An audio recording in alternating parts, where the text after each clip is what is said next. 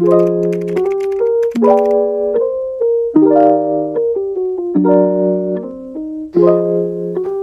sat here with Tom Waghorn, none other than the legend himself. Tom is the head of accounts here at Clearance. Nice to meet you all. High five. High five, George. Yeah, so he does a great job here and he does most of the work. So when I'm blabbing on stage, the information comes from him. So he helps me put the stuff together. So you're very welcome. Thank you. I was going to say thank you. Thank you. So today we're going to talk about something really exciting. Amazon's demand side platform now allows us to target, subscribe and save customers. Correct. Tom, can you, for those who don't know what subscribe and save is, well, most people will know what that is, but can you just give us some context into I can give a brief explanation of subscribe and save. So it's the clues in the title. It's a subscription service for a selection of products on Amazon, whether that's .co.uk, .com or EU markets, that passes on savings to the consumer. So they can subscribe to a bottle of shampoo, for example, and they can have that delivered regularly to their house on a monthly basis or whatever time frame they deem is necessary, and that allows them to have some savings passed down to them. It might be save 5% for every order when you do the subscribe and save. So for those that didn't know what that is, that's what you can do. So you might have learned something today. Get onto Amazon, find your favourite repeat purchase products and see if you can save it. I have a question for you, Tom. Yeah. What have you subscribed and saved to? Cat litter. There we go. You have a cat? I've got two. Yeah. I just want to let the audience know you're not just buying a cat. puddle in the house due to subscribe and save. I've always got cat litter. Right, okay. So explain to everyone from a marketing point of view now, what were we able to do with subscribe and save in the past in terms of leveraging that information to get better results for... In terms of PPC, so your sponsor product, sponsor brand, sponsor display, there's very minimal information you could get from subscribe and save.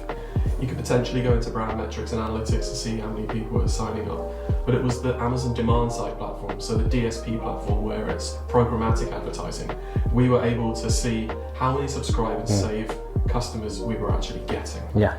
So from our orders, let's say we'd reached 1 million people and we'd converted 1,000 of those, we could even see that 10 of those had actually become subscribe and save customers from that ad, from that sale, which is fantastic.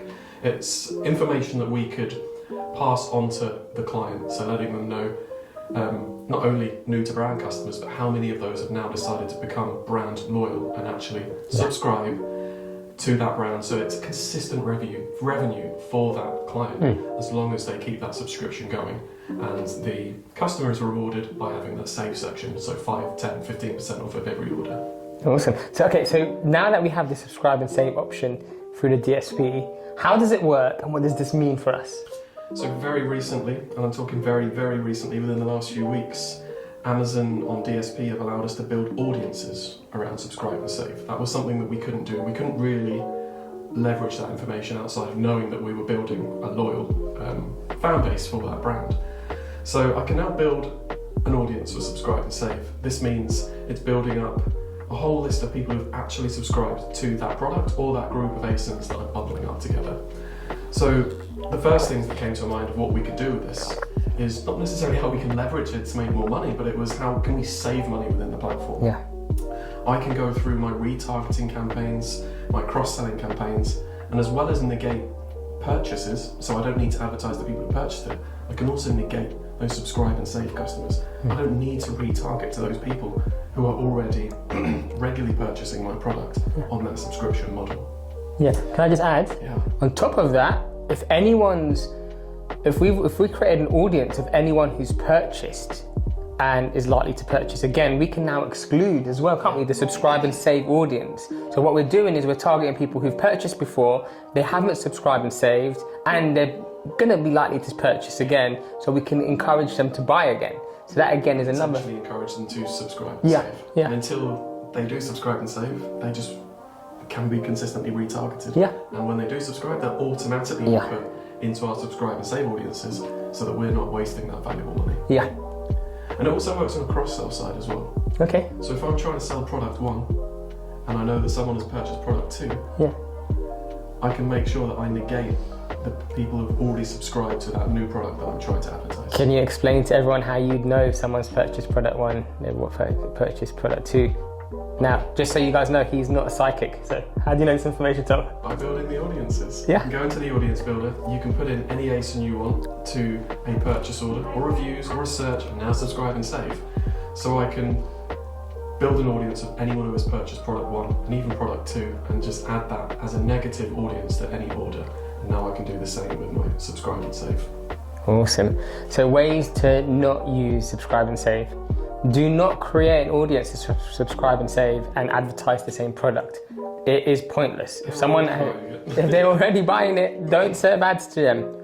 Another thing you could do is you could use from brand analytics, market basket analysis, to then review, okay, where are the trends? You know, what products are people buying with us that they're going to buy in other products? And then you can take it down that route as well to create additional cross-sell campaigns.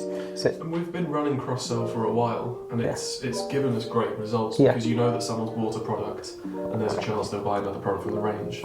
But mimicking that with a subscribe and save audience just gives you so much more power because you know they're already loyal enough to commit to purchasing that product on a regular basis, be that weekly, bi-weekly, monthly, through the subscribe and save.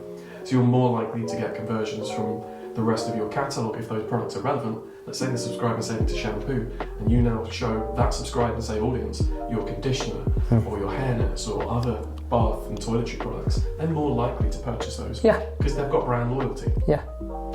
This is a huge improvement, and again, it just emphasizes the point that Amazon is making so much money through DSP and advertising in general, so they're investing so much more to give marketers like ourselves more tools to help our customers provide far more valuable marketing, far more valuable forms of marketing for their customers, so they're not wasting money and they're making as much back as possible. So this is one of the, I think I'm really excited about this and where it's going to go. It's going to allow us to go even deeper as well. We can actually have unique marketing and messaging for these subscribe and save audiences. So you could produce some video content, some custom images, so that those custom content, and we can target that directly to our subscribe and save customers. That means it's only going to the brand loyal, and you can give them different offers, you can give them access to different products, you can give them completely different information. Maybe you're signing up a new newsletter or running some activities or running some workshops. Like the opportunity is endless once you've got that brand loyal audience.